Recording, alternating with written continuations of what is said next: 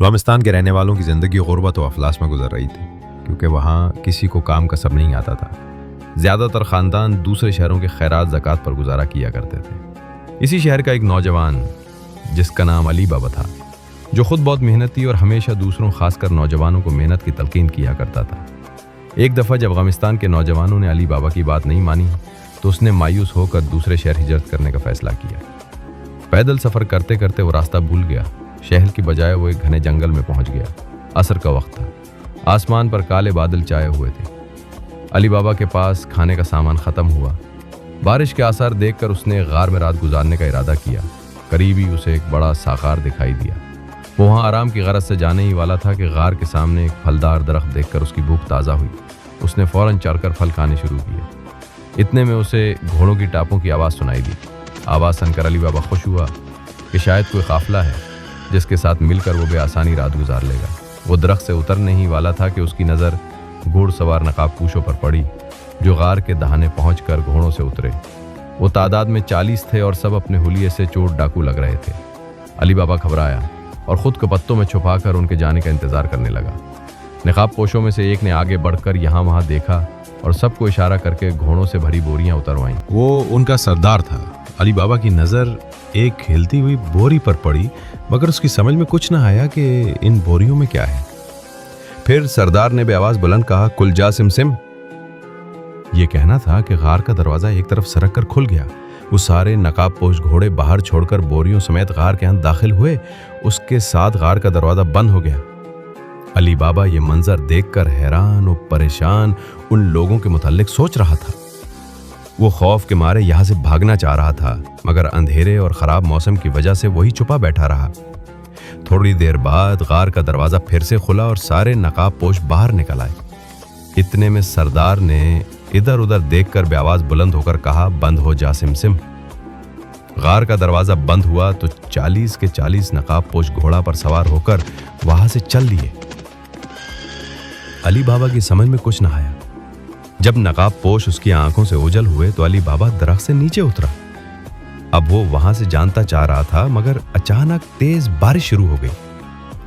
علی بابا نے خراب موسم کے باعث غار میں پناہ لینے کا ارادہ کیا۔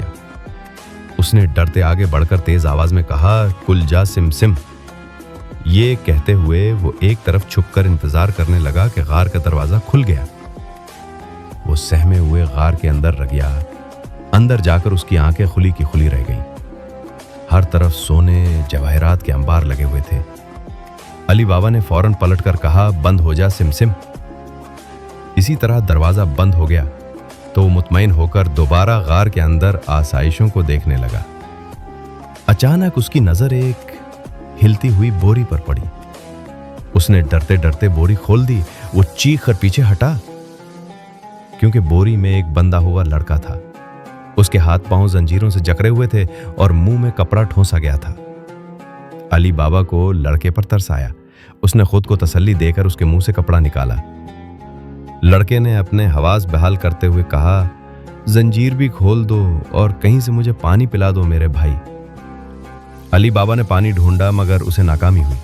اس نے آ کر لڑکے سے کہا، زنجیر کھولنے سے پہلے یہ بتاؤ کہ تم کون ہو؟ کیا تم بھی خطرناک ہو؟ اور ہاں، اس حالت میں لڑکے نے کہا، میں الہ دین ہوں۔ ان ڈاکوؤں نے مجھے سوتے ہوئے پکڑ لیا تھا۔ یہ میرا چراغ بھی چرا لے گئے۔ یہ سن کر علی بابا کو الہ دین کی پہچان ہو گئی۔ اس نے زنجیر کھولنے کی کوشش کی مگر کھول نہ سکا۔ الہ دین نے اس کی کوشش دیکھ کر کہا، کہیں سے میرا چراغ ڈھونڈو، اس میں میرا جن رہتا ہے۔ چراغ رگڑ کر جن نکل آئے گا، وہ یہ زنجیر کھول سکتا ہے۔ علی بابا نے تمام بوریوں کو خالی کر کے چراغ ڈھونڈ نکالا اور فوراً الہ دین کے ہاتھ کے قریب لا کر رگلا تو اس سے جن نکل آیا۔ جن نے نکلتے ہوئے کہا، کیا حکم ہے میرے آقا؟ الہ دین نے کہا، پہلے تو یہ زنجیریں کھول دو اور پھر پانی کا بندوبست کو۔ جن نے جادو سے الہ دین کو آزاد کیا اور پانی کا جگ لا کر اس کے سامنے رکھ دیا۔ اتنے میں باہر گھوڑوں کی ٹاپوں کی آواز آئی۔ علی بابا پر خوف طاری ہو گیا لیکن الہ دین مطمئن تھا۔ الہ دین نے علی بابا کی گھبراہٹ دیکھ کر کہا، ڈرنے کی کوئی ضرورت نہیں میرے بھائی، ہم ان ڈاکوؤں کے آنے سے پہلے यहां से चले जाएंगे।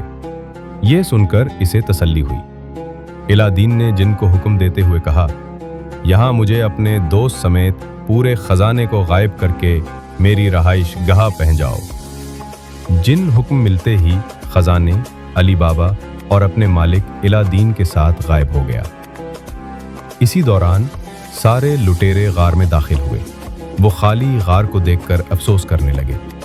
इधर अली बाबा ने इलादीन की रहाइश गाह में रात गुजारी। सुबह इलादीन ने उसे आधे खजाने समेत रुखसत किया। अली बाबा ने अपने शहर गमिस्तान पहुंचकर खजाने से अपने शहरियों को खैरात देने की बजाय मुख्तलिफ कारखाने कायम किए। उसने सारे नौजवानों को रोजगार फराहम करके अपने शहर को खुशहाल बना दिया। फिर शहर के बुजुर्गों के शोरे से उसने अपने शहर का नाम गमिस्तान की जगह खुशहालिस्तान रख दिया।